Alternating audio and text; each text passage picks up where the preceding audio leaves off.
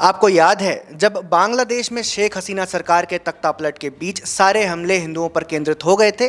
अल जजीरा समेत भारत के भी कई वामपंथी मीडिया संस्थानों ने हिंदुओं पर हो रहे अत्याचारों का सामान्यीकरण ये कहते हुए किया था कि हिंदुओं पर हो रहे हमलों को हिंदू बनाम मुस्लिम की लड़ाई के रूप में नहीं देखा जाना चाहिए। अब यही लाइन बांग्लादेश के नए मुखिया मोहम्मद यूनुस भी दोहरा रहे हैं। बांग्लादेश में अंतरिम सरकार के चीफ मोहम्मद यूनुस ने अपने एक ताज़ा साक्षात्कार में भारत के वामपंथी मीडिया चैनल की बात को दोहराते हुए कहा है कि बांग्लादेश में जो हिंदुओं की हत्या हो रही है वह राजनीतिक है, ना कि सांप्रदायिक।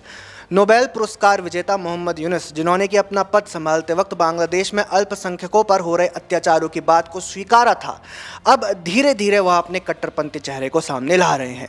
यूनुस अब शेख हसीना को भी चुप रहने की चेतावनी दे रहे हैं, क्योंकि शेख हसीना ने बांग्लादेश में हुई हत्याओं और हिंसा को आतंकी घटना करार दिया था।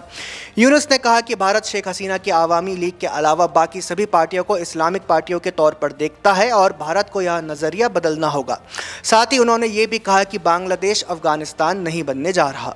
सवाल यह है कि शुरुआत में बांग्लादेश में अल्पसंख्यकों के हितैषी होने का दावा करने वाले मोहम्मद यूनुस के तेवर अब कट्टरपंथी क्यों हो रहे हैं? जिस लाइन को मोहम्मद यूनुस आज दोहरा रहे हैं वही स्टैंड इस्लामी प्रोपेगेंडा मीडिया अल जजीरा ने 9 अगस्त के दिन अपनी एक खबर में लिया था और लिखा था कि बांग्लादेश में हिंदुओं की हत्या सांप्रदायिक नहीं है, बल्कि ये लोग तो पिछली सरकार के समर्थक थे, इस कारण मारे जा रहे हैं।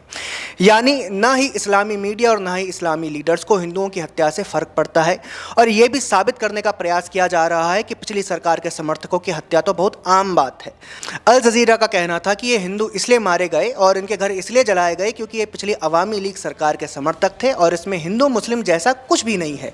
यानी सांप्रदायिक हत्या अगर गलत है तो क्या राजनीतिक हत्या सही है? यही स्टैंड भारत के वामपंथी मीडिया का तब भी रहता था जब बंगाल जैसे राज्यों में पोस्ट पोल वायलेंस में कई भाजपा कार्यकर्ता मारे जाते हैं। कश्मीर में यही कारण कश्मीरी पंडितों की हत्या के समय भी दिए जाते थे, तब कहा जाता था कि वे सरकार के एजेंट हैं।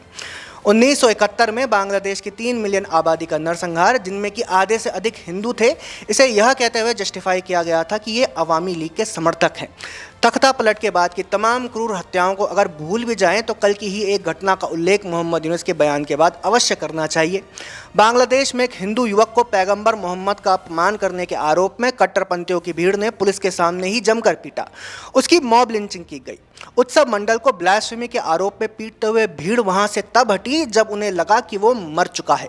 उत्सव नाम के बंगाली हिंदू को बाद में इलाज के लिए अस्पताल भर्ती कराया गया। जो वीडियो वायरल हो रहे हैं उसमें भीड़ में से एक व्यक्ति चिल्लाता हुआ सुनाई दे रहा है कि पुलिस भी तुमको नहीं बचा सकती।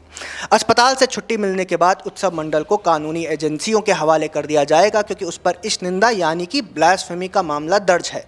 नोबेल पुरस्कार विजेता मोहम्मद यूनुस और तमाम लिबरल्स बताएं कि उत्सव मंडल की यह मॉब लिंचिंग राजनीतिक हत्या का प्रयास था या फिर सांप्रदायिक हत्या का। अगर इसका कोई जवाब आपको मिल जाए तो मोहम्मद यूनुस को दूसरा नोबेल पुरस्कार दे दिया जाना चाहिए।